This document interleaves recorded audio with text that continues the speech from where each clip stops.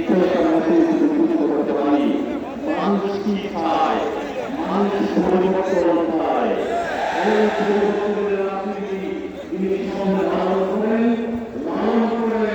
তিনি রাজনীতি পরিবর্তনের রাজনীতি পরিচালনা করে যাচ্ছেন।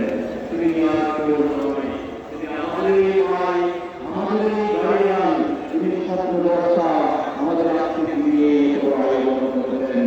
আমাদের পরিবার ওরাই তাদের নেতৃত্বে আজকে এই আন্দোলনে আজকে এত মহাসমাবেশ, এখান থেকে পরে আমরা একটা মেসেজ পাই।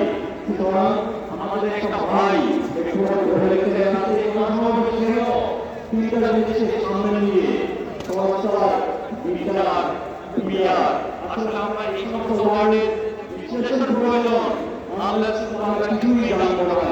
আমি সংস্কারের কথা বলতে পারছি না, যেহেতু সংস্কারের দ্বারা তারা আমি তাদের কাছে আমার এখানে বলে আমি একটা জিনিস বলতে চাই, স্বাধীনতার ৫৪ বছর পরে আমরা মাইনরিটি হিসেবে বাংলাদেশে আছি। আপনারা জানেন প্রায় ৫৪টা নৃগোষ্ঠী আছেন, এর মধ্যে ৪টা সম্প্রদায় কিন্তু অতি দুঃখের বিষয় আমাদেরকে বারে বারে যারা শব্দের